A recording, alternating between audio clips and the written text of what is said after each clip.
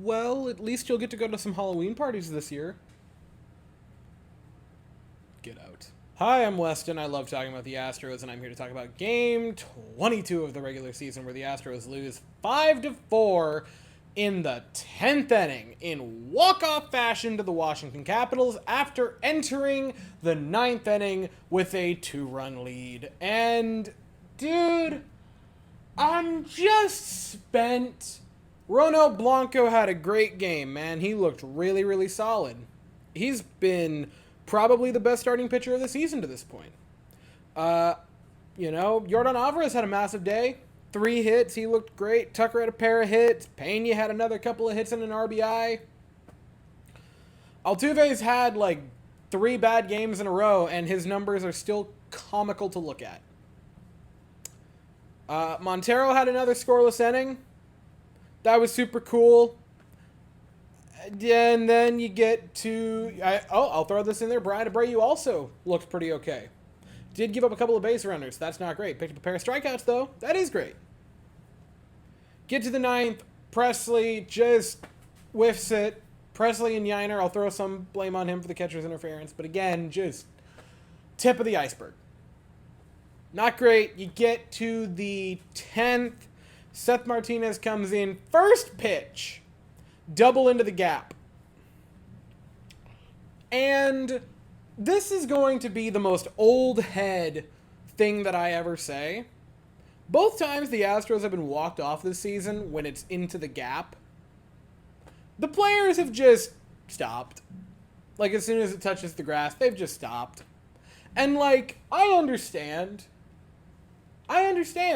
that, yeah, it's over at that point. I get it. You're 7-15. You don't have that right. No, you don't get to just, okay, it's over the head, it's over. No. You're a bad baseball team. You don't get to just stop caring like that. At least try to make a play on it. I'm not saying they have to risk their arm by throwing it in. But I am saying that they have to be sprinting at it until they get it into their glove and at least try to make a relay in. Just feign that you care a little bit. That's what I would love.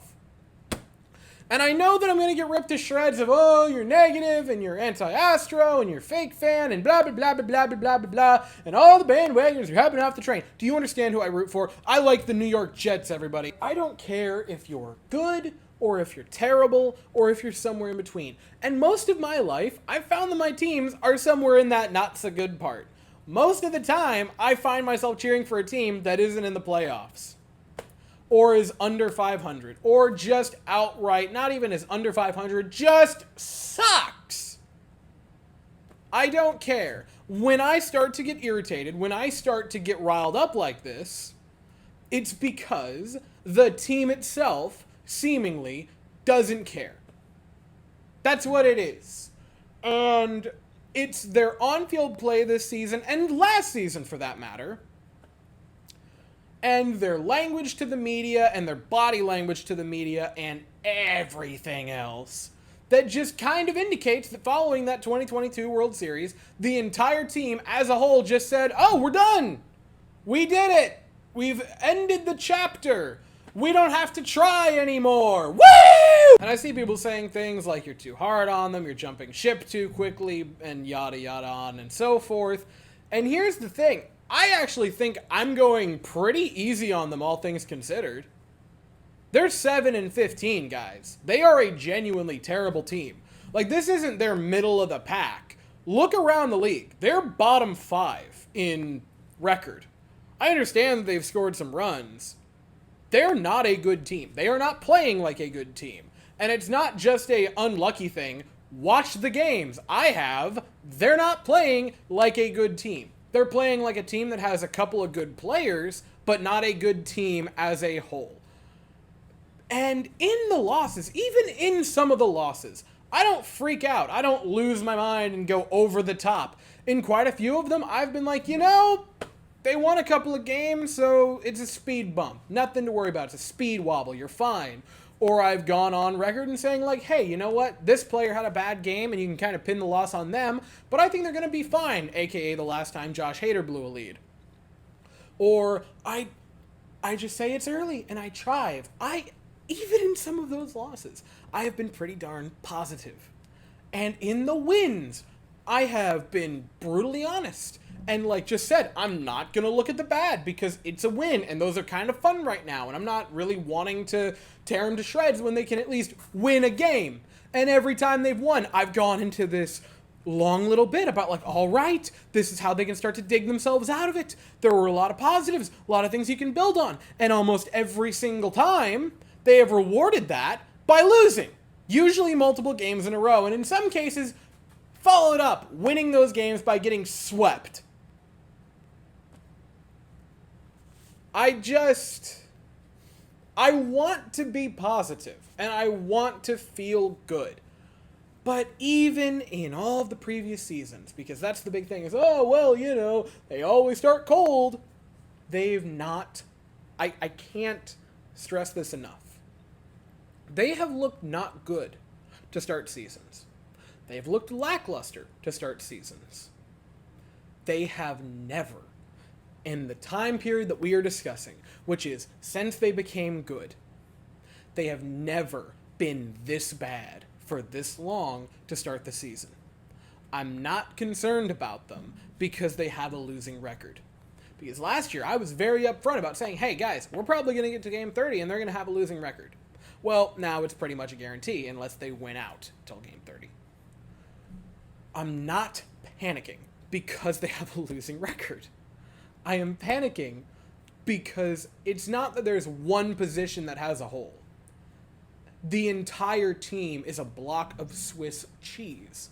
There are holes in the starting rotation, even though that's starting to get a little bit healthier. There are still holes in the starting rotation. There's holes in middle relief. There's holes in the supposed three-headed monster. Boy, oh boy, do I look goofy for that take.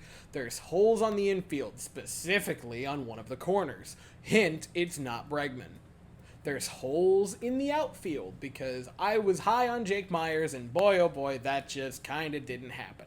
And I understand that Mauricio Dubon probably should take it over, but again, kind of out of the frying pan into the fire type of thing with that, because I understand that Mauricio Dubon is the better option, but he still isn't exactly an all-star caliber hitter. There are holes everywhere, and that is another thing that concerns me. This team looks far less, and I'm going to make the comparison even though... Actually, no, I can just make the comparison outright. This team looks less like a team that's getting off to a bad start and a lot more like the Colorado Rockies in some of those seasons, where they had star players, they had Blackmon, they had Arenado, they had guys like that, they had Trevor Story. They were a bad team with some really, really bright spots. I'm speechless. I say after going on like a 10-minute tirade. They can still win the series tomorrow. Play at 1:35 Eastern, noon 35 Central. The Astros are going to send the noted coffee enthusiast Christian Javier to the mound, and the Nationals are going to send Mitchell Parker to the mound. And I'll be here afterwards to talk about it, but as for right now, that's all I have to say. So if you enjoyed the video, please consider to like and subscribe. Thank you all so very much for watching. I hope you all have an absolutely fantastic day, and as always, go Astros.